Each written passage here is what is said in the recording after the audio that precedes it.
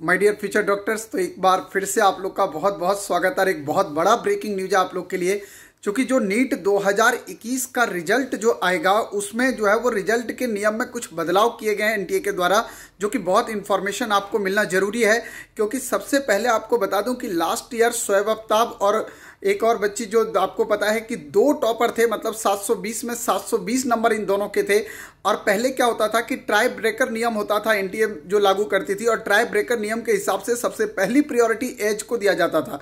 जिसका अगर equal number हो जाता था तो जिसके एज ज़्यादा रहते थे उसको प्रायोरिटी में पहले दिया जाता था। और उसी बेसिस पे उड़ीसा के शोएब आफ्ताब को पिछले बार टॉपर घोषित किया गया था, जबकि दोनों के मार्क्स 720 मार्क्स थे।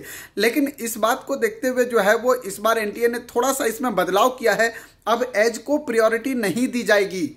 अब सीनियरिटी जो होता था पहले कि सीनियर मोस्ट जिसका एज ज़्यादा है उसको पहले प्रायोरिटी देते थे, अब ऐसा नहीं होगा। अब प्रायोरिटी जो है अगर इक्वल नंबर हो जाते हैं तो इक्वल नंबर आने के बाद अब जो होगा वो जरूरी विषय के नंबर देखे जाएंगे। जो इंपॉर्टेंट आपके फिजिक्स, केमिस्ट्री और बायोलॉजी का सब्जेक्ट है उसके पहले नंबर देखे जाएंगे कि इंपॉर्टेंट सब्जेक्ट में किसके मार्क्स ज़्यादा हैं। इसके बाद अगर आपके पास दूसरा है कि अगर उसके बाद भी जो है इक्वल नंबर आपका दिख रहा है तो एज को फैक्टर नहीं दिया जाएगा। उसके बाद जो प्रायोरिटी फैक्टर होगा वो ये देखा जाएगा कि किसके गलत आंसर और किसके सही आंसर का रेशियो कितना ज़्यादा है, उसके बेसिस पे दिया जाएगा। और सबसे आखिरी प्रायोरिटी जो होगा वो एज होगा। मतलब एक तरफ से आप कह सकते हैं कि एज को इग्नोर किया गया है, क्योंकि अभी तक यही होता था कि जब इक्वल नंबर आ जाते थे तो प्रायोरिटी जो है वो ज़्यादा एज वाले को दिया जाता था और उसका रैंक पहले होता था, फिर कम एज वालों का रैंक को पीछे किया जाता था। पर अब इस नियम का पिछले साल काफ़ी विरोध हुआ था, क्योंकि दोनों बच्चे टॉपर थे और उस हिसाब से शोएब आफ्ताब को जो है वो सेकंड रैंक पे जाना चाहिए था इस साल के नियम के हिसाब से, बट उसको फर्स्ट रैंक रखा गया। तो इस चीज़ को ध्यान में रखते हुए जो विवाद बना था उसमें एनटीए ने थोड़ा संशोधन कर दिया। और अब आपको ये जानना जरूरी है कि अब एज डिसाइडिंग फैक्टर नीट के रैंक में नहीं होने जा रहा है।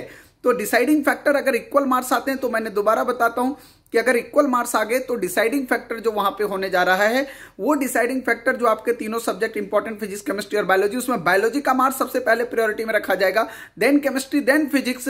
और उसके बाद भी अगर टोटल मार्क्स बराबर होते हैं तो देखा जाएगा कि कितने क्वेश्चन आपने सही किए और उस दूसरे कैंडिडेट ने कितने सही किए हैं, कितने आपने गलत किए और दूसरे ने कितने गलत किए हैं। मतलब करेक्ट और रॉन्ग आंसर का रेशियो निकाला जाएगा कि किसका बेहतर है, उस हिसाब से रैंक डिटरमाइन किया जाएगा। तो ये चेंजेस आया है दोस्त, आपको बताना जरूरी था। उम्मीद कर रहा हूं कि आप लोग बहुत अच्छे से पढ़ रहे होंगे। और अभी तक अगर आपको लग रहा है कि इनऑर्गेनिक वगैरह में कॉन्फिडेंस नहीं आया है तो यार आप लोग रसायनम मंत्रा जो मेरे ऐप पे, चंद्रहास सर ऐप पे है मौजूद, उसको एक बार देख लो यार। वहां रिएक्शन के इतने ट्रिक्स बता रखा हूं कि वो ट्रिक्स आपको बहुत हेल्प करेगा।